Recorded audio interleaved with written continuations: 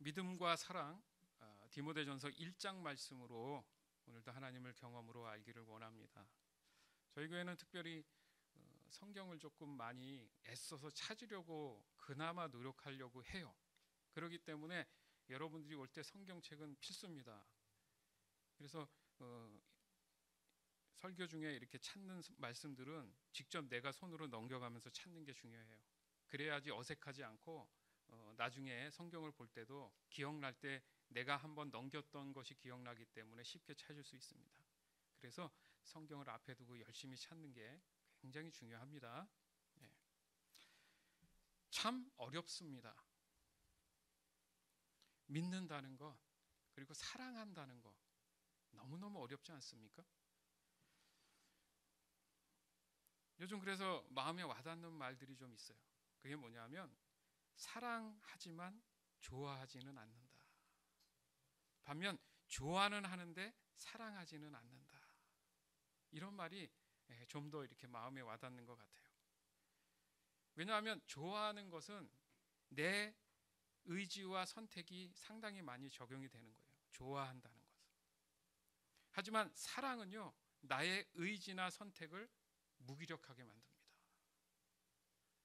저 사람이 믿고 싫은데 마음이 자꾸 가. 이게 사랑이거든요. 근데 너무너무 좋은데 그렇게 마음까지 가지는 않아. 여기서 우리는 사랑과 좋아한다라는 것의 경계에 대해서 굉장히 어렵다. 이게 느껴진다는 거죠. 이 어려움이 바로 믿는다는 것, 그리고 사랑한다는 것이 참 어렵다. 이 얘기입니다. 이 어려움이 바로 우리에게 있어서 갈등과 고민을 준다는 거예요.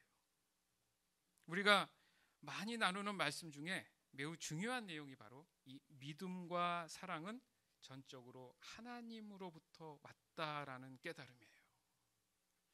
따라서 내가 좋아하는 스타일이라고 해서 사랑하는 것이 아니라 전적으로 하나님의 은혜라는 점입니다. 사람마다 취향이 다르고 또 성향들이 달라요. 또 입맛들도 다르고요. 그걸 우리는 다양하다, 다양성이 있다라고 얘기는 합니다. 그러나 성경의 진리는요, 다양성이 있지 않아요. 즉 성경적인 믿음과 사랑에는 다양성이 있는 것이 아니라 오직 복음이라는 단 하나의 진리만 존재합니다. 이 부분 또한 사실은 기도하면서 이렇게 배워나가야 될 부분이고 따로 배울 시간이 있을 겁니다. 디모데전서 1장 13절에서 17절 한번 찾아보세요. 디모데전서 1장 13절에서 눈으로 보면서 말씀드리면 은혜가 더합니다. 예수님을 만나기 전에 나는 그리스도를 욕하고 핍박하며 온갖 방법으로 믿는 자들을 괴롭혔습니다. 그러나 하나님께서는 내게 자비를 베푸시고 내가 한 일들을 용서해 주셨습니다. 왜냐하면 그것은 내가 믿지 않던 때 모르고 저지른 일들이기 때문입니다. 주님의 은혜가 나의 마음 가운데 가득 차고 넘쳤습니다. 그 은혜와 함께 그리스도 예수 안에서 믿음과 사랑도 내 속에 솟아났습니다. 모든 사람들이 진심으로 받아들여야 할 말은 예수 그리스도께서 죄인을 구하러 이 땅에 오셨다는 것입니다. 나는 그 죄인 중에서도 가장 큰 죄인이었습니다. 그러나 하나님께서는 내게 은혜를 베푸시고 이 못난 죄인을 오래 참고 기다려 주셨습니다. 그리스도 예수께서는 나를 통해 구주를 믿고 영원한 생명을 얻게 될 사람들에게 본을 보여주시려 했던 것입니다. 죽지 않으며 보이지 않는 오직 한 분이신 하나님, 영원히 다스리시는 우리 왕께 영광과 존귀를 돌립니다. 아멘. 아멘. 읽어드린 것은 쉬운 성경이기 때문에 여러분이 보는 성경하고 좀 다를 수 있습니다. 그렇지만 좀 더 쉽게 또 이렇게 번역을 해놓은 내용들이 있어요. 그러니까 눈으로 읽으면서 귀로 들으시란 얘기예요. 사도 바울에게 있어서 삶의 전환점이라는 게 있었습니다. 그것이 뭐냐 하면 믿음과 사랑이신 예수님을 만난 그 순간이었어요. 한 번 더 볼까요? 디모데전서 1장 1절에서 2절 우리의 구주 하나님과 우리의 소망 예수 그리스도의 명령으로 예수 그리스도의 사도가 된 바울은 믿음 안에서 참된 아들 디모데에게 하나님 아버지와 우리 주 예수 그리스도의 은혜와 자비와 평안이 함께하기를 빕니다. 아멘. 그러니까 바울이 다른 표현을 지금 하고 있는 거예요. 예전과 다른 표현을 하고 있다, 이렇게 이해를 하세요.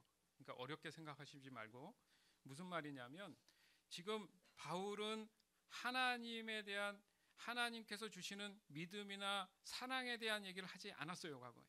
그런데 서두부터 바울의 입에서는 구주 하나님과 우리의 소망 예수 그리스도의 명령으로, 바울은 자기 주관적인 생각으로 일들을 했었는데 어느 순간부터는 우리의 소망이신 예수 그리스도의 명령으로 자기가 사도가 되었다, 이러면서 믿음 안에서 참된, 그러니까 전제가 뭐예요? 내가 했어요, 내가 해야 돼, 이게 아니라 항상 앞에는 하나님이나 예수 그리스도나 이런 말들이 먼저 붙어 있다라는 거죠. 그게 바뀌었다는 얘기예요. 어떻게 이렇게 바뀔 수 있었을까? 그 전 과정이 바로 갈등이란 부분이 있습니다. 언제나 우리의 갈등은 내 자신과의 싸움이라고 얘기하지 않습니까? 그럼 갈등이 뭔가? 이 갈등은 나의 이성과 영적인 무지에서 오는 어떤 미혹에 대한 타협이 아니냐, 이런 말들을 한다는 거죠. 본문의 사도 바울은 예수님을 만나기 전 너무나 바쁜 삶을 살았어요. 여러분, 바쁘면 다 좋다고는 얘기하는데 과연 이 바쁨이 진짜 좋은 것인가? 사도 바울은 상당히 바빴고요. 그 당시에 넓은 지역을 이렇게 다니면서 자기 나름대로 하나님의 일을 한다고 생각했어요. 예수님을 만났던 그 다메섹으로 가는 그 길은 왜 다메섹으로 가야 됐는가? 바로 예수님을 믿는 사람들을 핍박하기 위한 그 열정을 가지고 자신의 성공을 바라본 사람이었어요. 도리어 예수님을 핍박하는 사람들을 죽이려고 가는 그 모습이 있었다는 거죠.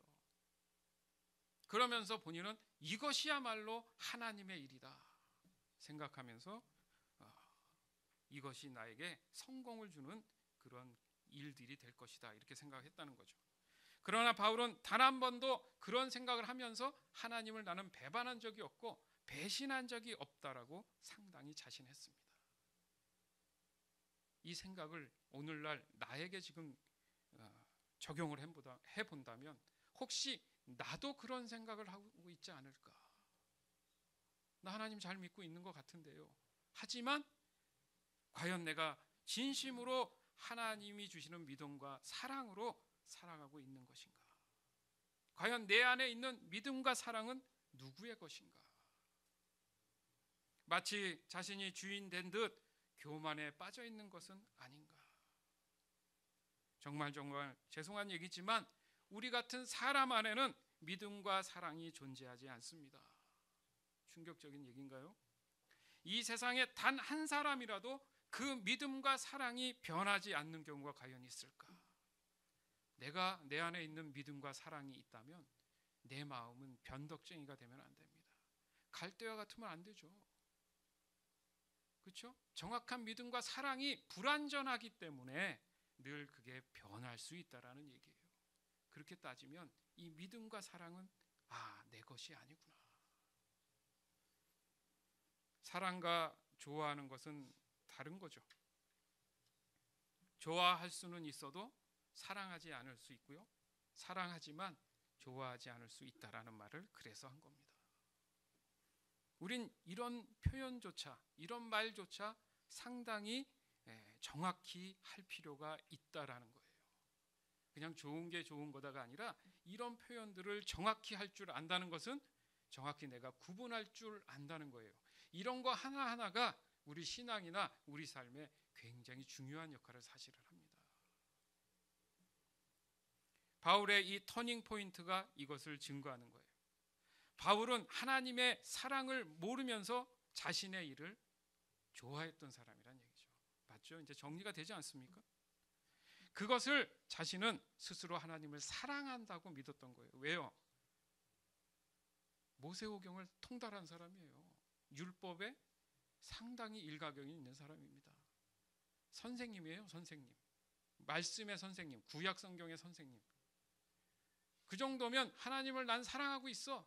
그런 사람이 예수님 없으면 구원받지 못하는데도 그 예수 믿는 사람들을 핍박을 했단 말이죠. 이게 우리가 아니까 왜 저럴까라고 생각하지만 모르면 어떻습니까? 바울이 선생님이기 때문에 그 선생님의 가르침을 따를 수도 있다는 얘기가 되잖아요. 이것이 위험하다는 얘기예요. 말씀을 잘못 이해하고 있다면 이런 일들이 벌어진다는 겁니다. 즉 하나님의 뜻과 완전히 상반된 거짓된 믿음과 사랑으로 바쁜 삶을 살아갔던 거예요. 우리도 그럴 수 있다라는 얘기를 하는 겁니다. 본문 13절 14절에 봐도 그래요. 예수님을 만나기 전에 나는 그리스도를 욕하고 핍박하며 온갖 방법으로 믿는 자들을 괴롭혀 왔습니다. 그러나 하나님께서는 내게 자비를 베푸시고 내가 한 일들을 용서해 주셨습니다. 왜냐하면 그것은 내가 믿지 않았던 때에 모르고 저지른 일들이기 때문에 그렇습니다. 그것은 내가 믿지 않던 때에 분명히 하나님을 사랑함으로 인해서 그 율법을 따른다는 자체가 믿음이라고 생각했는데 바울의 이 표현을 보니까 내가 믿지 않았던 때, 결국 예수님을 만나기 전의 삶은 제대로 된 믿음을 갖고 있지 않았다라는 얘기예요. 그래서 14절에 주님의 은혜가 나의 마음 가득 차 넘칩니다. 그전에는 그 은혜가 넘치지 않았다는 얘기예요. 그 일이 좋아서 열심히 쫓아다녔던 거예요. 그 은혜와 함께 그리스도 예수 안에서 믿음과 사랑도 내 속에서 솟아났습니다. 내 것이 아니구나. 그 은혜와 함께 그리스도 예수 안에 있을 때 믿음과 사랑이 내 안에 들어오는 거구나. 아멘. 그러니까 회개라는 말을 그래서 쓰는 거예요. 회개라는 말은 죄로부터 완전히 돌아선 걸 얘기하는 거예요. 완전히. 더 이상은 죄된 삶을 추구하지 않는다는 얘기죠. 바울을 보면 그래요. 바울은 자신의 죄된 삶으로 다시 돌아가는 일이 없었습니다. 도리어 하나님의 사랑을 알고 난 후에는 자신의 선택이 아닌 오직 예수 그리스도 안에서 믿음과 사랑, 그 마음을 가지고 순종하는 삶을 살아갔다는 얘기예요. 따라서 15절 16절에 또 보니까 모든 사람들이 진심으로 받아들여야 할 말이 있습니다. 바울이 경험을 해보니까 이건 나의 문제가 아니구나. 모든 사람들이 진심으로 받아들인다. 믿음은 받아들이는 것이지 내가 믿어보려고 하는 게 아니구나. 그래서 바울이 깨달은 거예요. 모든 사람들이 좀 받아들였으면 하는 말씀이 있는데 뭐냐면 예수 그리스도께서 죄인을 위해 이 땅에 오셨구나. 뭐 하려고? 구원해 주시려고. 나는 그 죄인 중에 가장 큰 죄인이었습니다. 맞죠? 예수님을 안 믿는 거에 끝난 게 아니라 믿는 사람들을 죽였어요. 스데반 집사님이라고 여러분 성경에 나옵니다. 바울이 죽였습니다. 그러니까 자기 자신 스스로 봤을 때 너무 무식하고 몰랐다는 거야. 믿음과 사랑을 모르다 보니까 도리어 예수님을 죽이려고 하는 그런 결과를 가지고 왔다. 그러나 하나님께서는 내게 은혜를 베푸시고 이 못난 죄인을 오래 참고 기다려 주셨습니다. 그리스도 예수께서는 나를 통해 구주를 믿고 영원한 생명을 얻게 될 사람들에게 본을 보여주시려고 그렇게 하셨던 겁니다. 죽지 않으며 보이지 않는 오직 한 분이신 하나님, 영원히 다스릴 우리 왕께 영광과 존귀를 돌립니다. 아멘. 이렇게 표현할 수 있다라는 것은 하나님을 지금 경험했다는 얘기잖아요.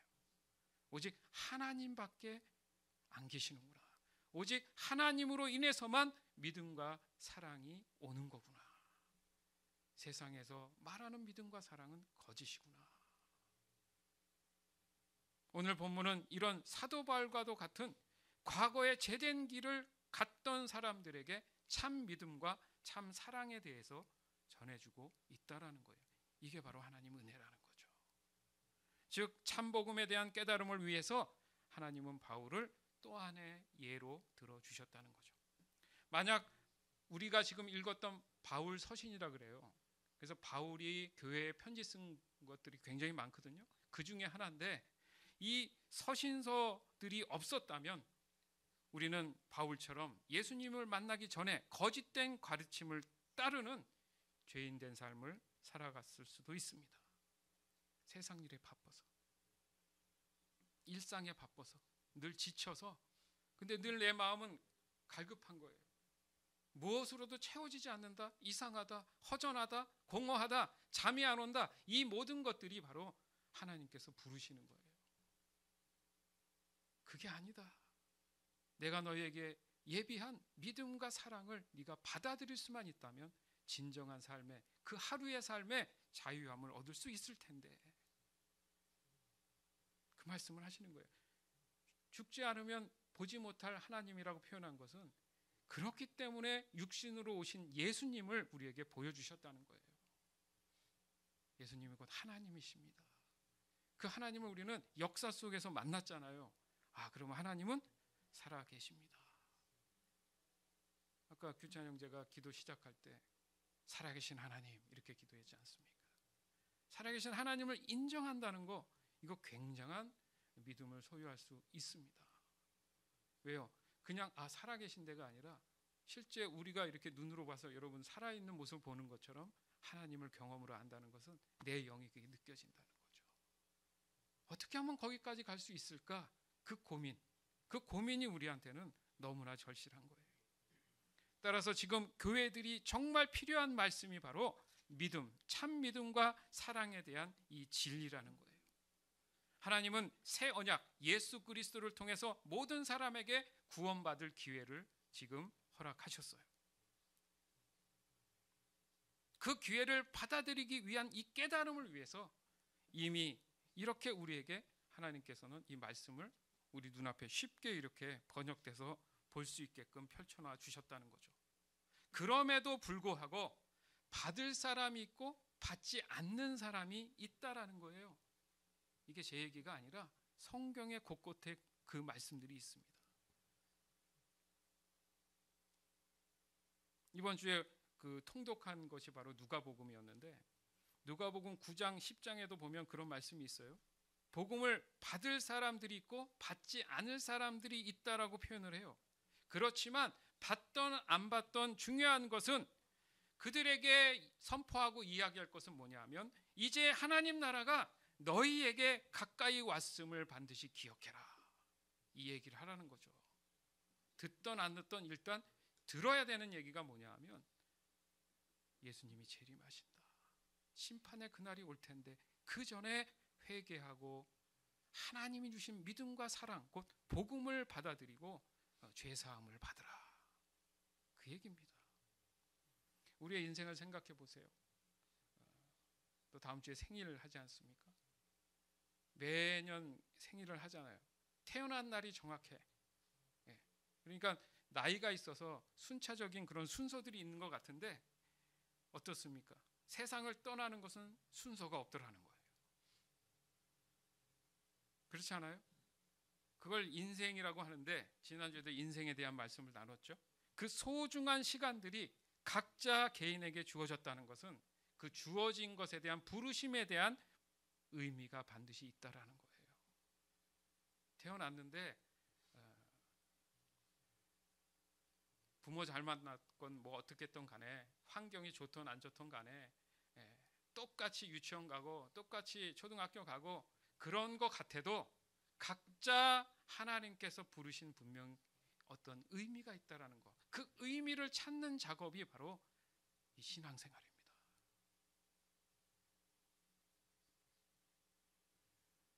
세상에서 우리가 더 뭘 가져야 할까?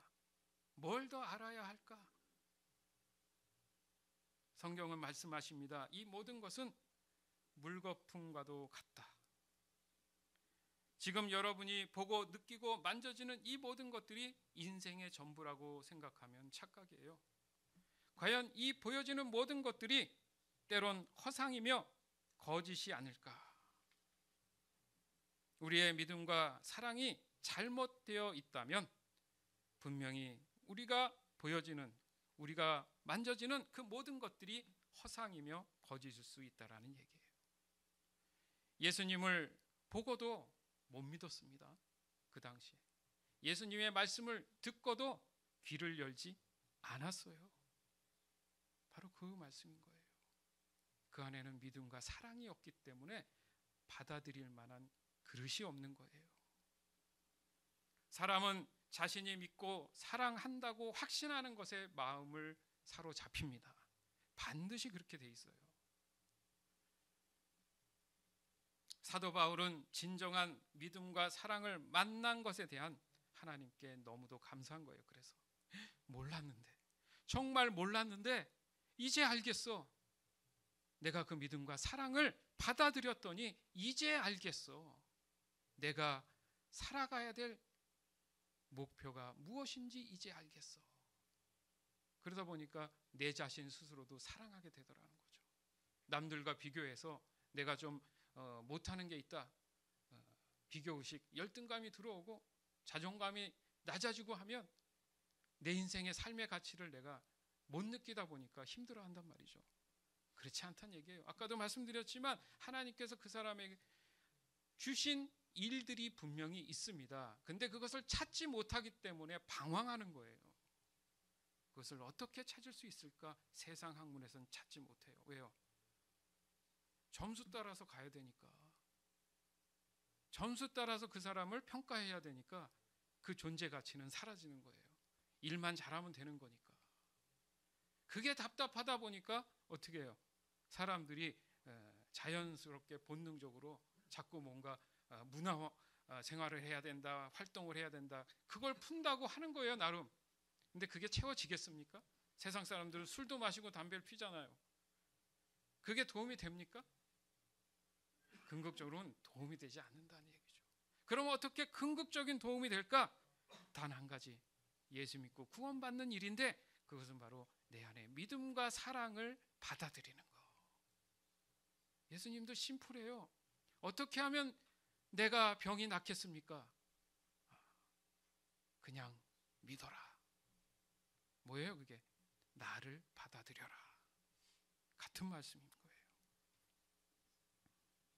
이와 같은 맥락에서 자신의 신앙을 하나님께 조정받은 그 바울처럼 저희 교회도 다루는, 그러니까 신앙에 도움이 되는 책 한 권이 있습니다. 저희 교회도 훈련이 있어요, 사실은. 예. 그 책 이름이 하나님을 경험하는 삶이란 책이에요. 지금 그 UGA 그 도서관에 가도 이 책이 이렇게 꽂혀져 있습니다. 왜냐하면 저희가 거기에 그 학교에 그 쉽게 얘기해서 이제 서클 클럽처럼 이렇게 등록이 돼 있거든요. 그래서 그쪽에서 지원하는 금액이 있어요. 그래서 그 책을 이렇게 구입을 해서, 왜냐하면 저희 교회의 대표적인 교재입니다, 그게 사실은. 그래서 이 책의 중심, 핵심이 뭐냐면 하나님을 경험하는 삶의 7가지 실체예요. 조금 소개하면 그 과정이 있습니다. 첫 번째가 하나님의 일, 그러니까 하나님의 부르심, 비전이에요. 두 번째가 하나님과의 관계에 대한 얘기, 그리고 세 번째가 초청, 네 번째가 하나님 말씀이고요. 다섯 번째가 바로 믿음의 갈등, 그리고 여섯 번째가 조정, 그 다음에 일곱 번째가 모든 것의 단계가 끝나면 순종과 경험으로 하나님과 동행하는 삶을 산다, 경험하는 삶을 산다. 이렇게 7가지 단계로 정리된 책이 있습니다. 어찌 보면 성경에 나오는 하나님의 사람들 모두의 그 구원의 여정, 인생의 여정의 공통적인 그런 단계들이에요. 아울러 지금 우리의 신앙의 단계와 동일하다고 보면 됩니다. 지금 우리 교회 부서장들이 있는데 부서장들은 이 과정을 다 마쳤어요. 그 리더십 훈련까지 다 마친 상태고요. 그 외에 여러 가지 신앙적인 도움을 주는 그 내용들을 또한 다루고 있어요. 그래서 올해 잘 마무리하고 내년 1월부터는 본격적으로 훈련받은 부서장들이 여러분들에게 이 내용을 같이 나누길 간절히 원해요. 중요합니다. 10년, 20년 교회를 다녀도 이렇게 정리가 안 되면 그냥 똑같은 신앙생활로 삶에 적용이 잘 안 돼서 힘들어 한다는 거죠.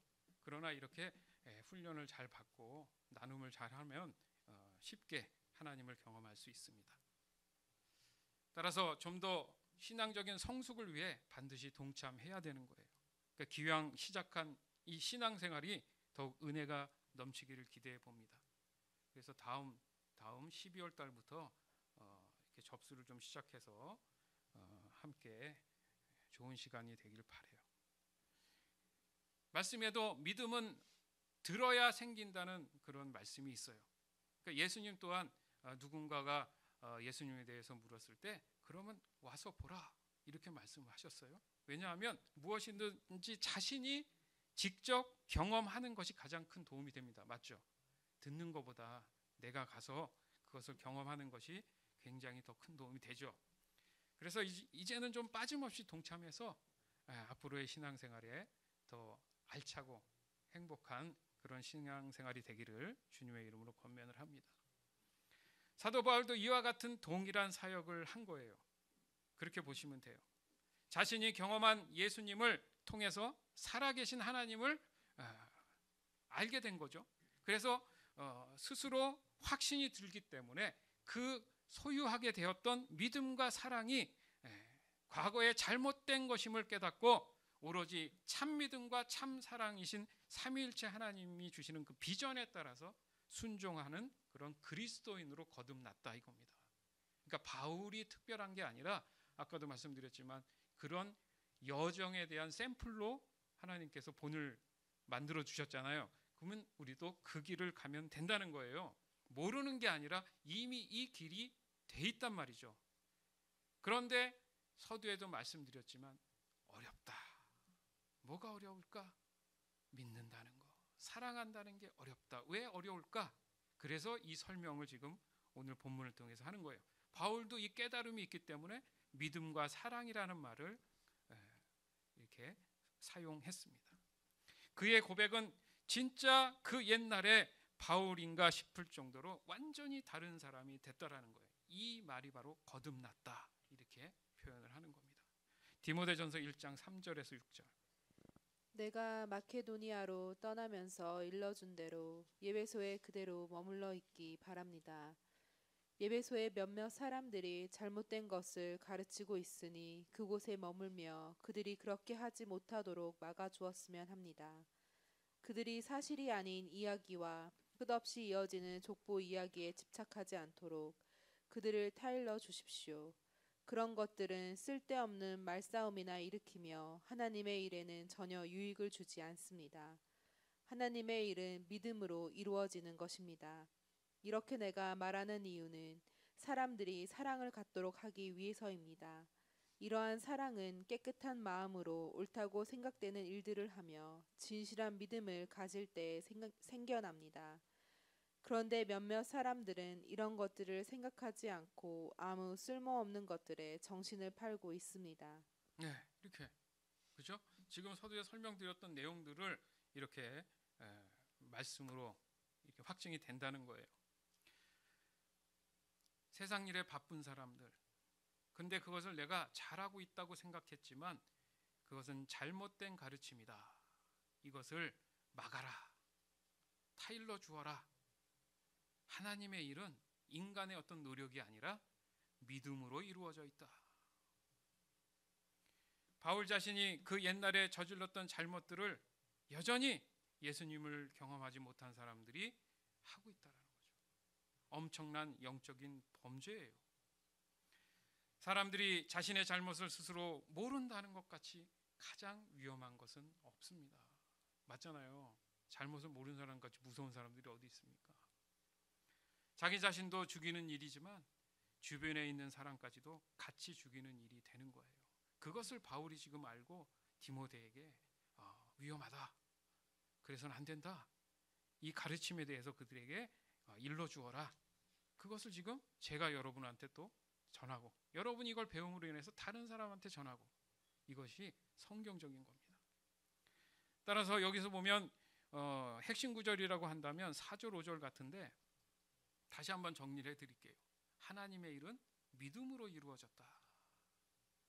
뭔가 열심히 와가지고 봉사활동하는 게 아니라 하나님의 일은 믿음으로 이루어지는 거예요. 그러니까 뭘 애쓰려고 하는 게 아니라 내가 지금 하나님과의 관계가 돼 있는가가 더 중요하다는 얘기죠. 이렇게 말하는 이유가 사람들이 사랑을 갖도록 하기 위함이다. 궁극적인 건 사랑인데 사랑을 알기 위해서 믿음에 대한 깨달음이 있어야 된다는 얘기죠. 이러한 사랑은 어떤 유익이 있느냐? 깨끗한 마음으로 옳다고 생각되는 일들을 하게 되고 진실한 믿음을 가지게 된다. 이겁니다.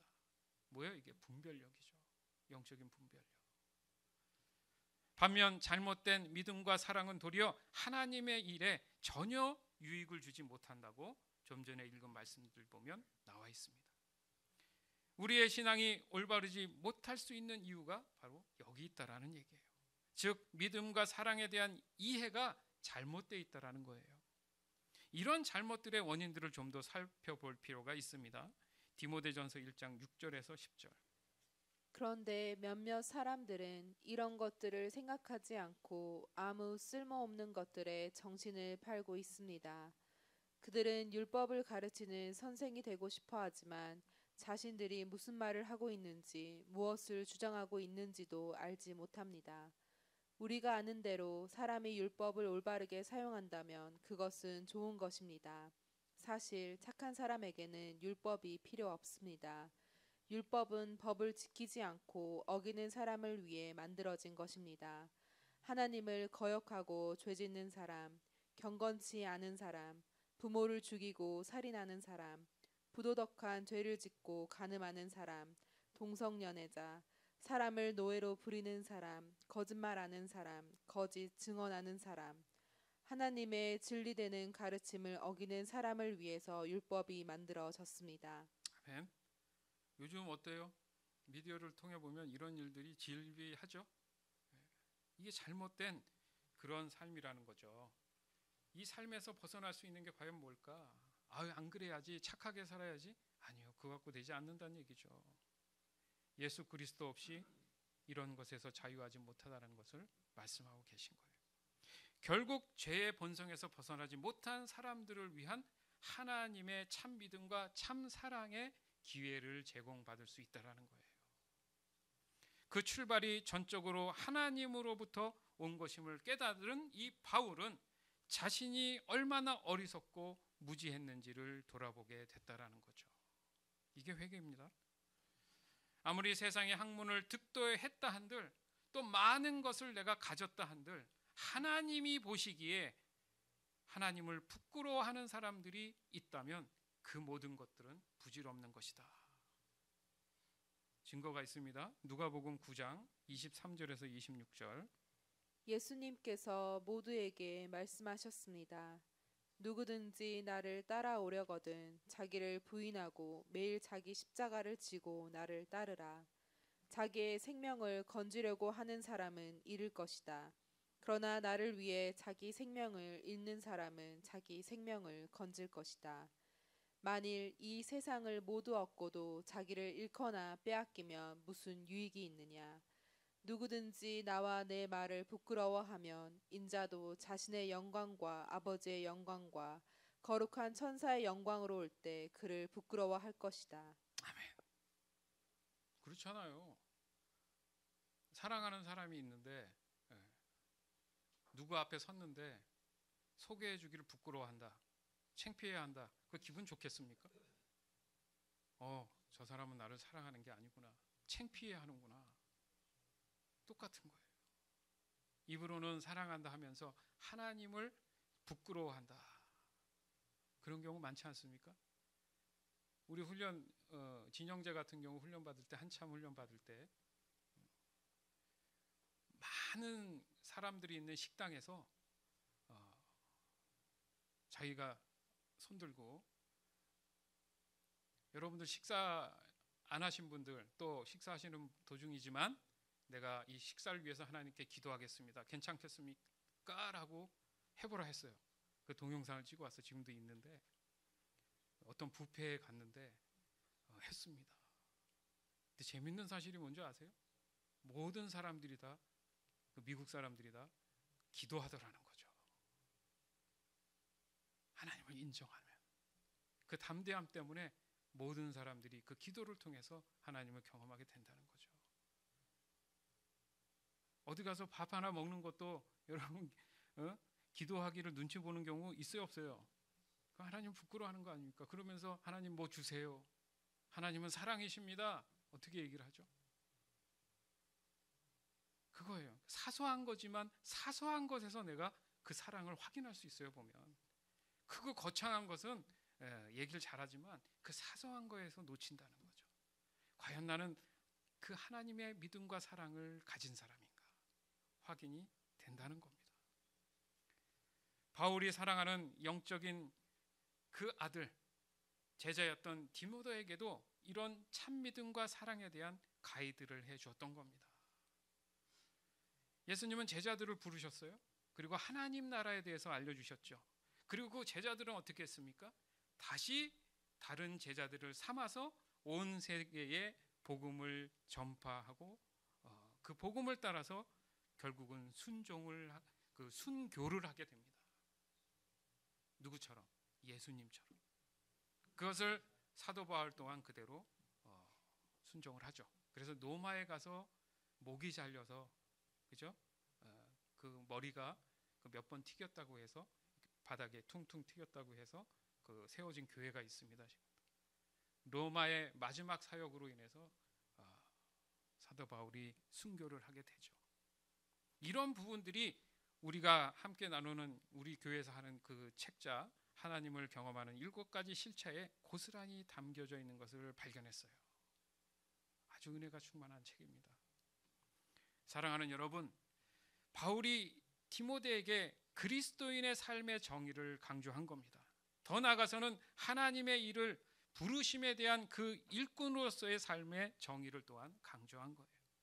그것이 지금 우리가 이제는 감당해야 할 시대적인 하나님의 부르심이 아닐까, 이런 생각이 너무 커요. 디모데전서 1장 18절에서 19절. 나의 아들과도 같은 디모데여, 이전에 그대에 대해 말했던 예언과 같은 명령을 지금 그대에게 전합니다. 그 예언들을 따라 믿음 안에서 선한 싸움을 하십시오. 믿음을 굳게 지키고 옳다고 판단되는 일들을 하십시오. 그렇게 하지 않은 사람들은 믿음을 잃어버리고 말았습니다. 아멘. 한번 믿으면 영원한 구원이다. 그건 옛날 얘기입니다. 여기 말씀에 보면 그런 신실한 사람들도 믿음을 잃어버리고 말 것입니다. 믿음은 지켜내는 거예요. 지킨다는 것은 내 것이 아니라는 거죠. 내 마음대로 한다는 게 아닙니다. 정말 부끄럽고 죄송하고 누워서 침 뱉는 얘기 같아도 교회들이 병들어 있습니다. 성령의 역사들이 약해지고 있어요. 그것은 하나님의 일을 하나님이 주시는 그 믿음으로 하지 않고 하나님이 주신 사랑으로 하지 않기 때문에 그렇습니다. 즉 한다고 해도 좋아는 하는 것 같아도 사랑하지는 않는다는 거예요. 그 원인이 바로 잘못된 믿음과 사랑에 대한 무지에서 왔다라는 겁니다. 교회 안에서의 신앙은 내가 추구하는 것을 돕기 위한 수단이 아니에요. 오직 믿음으로 하나님의 일에 참여해서 복음을 전하는 일을 하는 겁니다. 이것은 이 시대에 우리를 부르신 이유라는 사실을 반드시 깨달아야 된다는 얘기예요. 오늘 본문에서도 알 수 있었던 것처럼 말입니다. 하나님의 일은 믿음으로 이루어진 것입니다. 이렇게 내가 말하는 이유는 사람들이 하나님의 사랑을 갖게 하기 위한 거예요. 이러한 사랑은 깨끗한 마음으로 옳다고 생각되는 일들을 하며 진실한 믿음을 가지게 될 때 생겨납니다. 이런 믿음과 사랑의 실제들을 의심 없이 받아들일 수 있는 계기가 지금 우리한테는 필요하다는 얘기입니다. 따라서 잃어버린 나의 믿음과 사랑을 회복하는 계기가 반드시 있어야 된다는 얘기예요. 그 계기가 바로 지금 이 시간, 이 순간이 되기를 오직 소망이신 하나님을 바라보며 성령 하나님을 의지해서 주 예수 그리스도의 이름으로 간절히 기대해 봅니다. 아멘. 주님의 은혜가 나의 마음 가운데 가득 차고 넘쳤습니다. 그 은혜와 함께 그리스도 예수 안에서 믿음과 사랑도 내 속에 솟아났습니다. 아멘. 이런 고백이 여러분의 고백이 되기를 다시 한번 주님의 이름으로 축원합니다.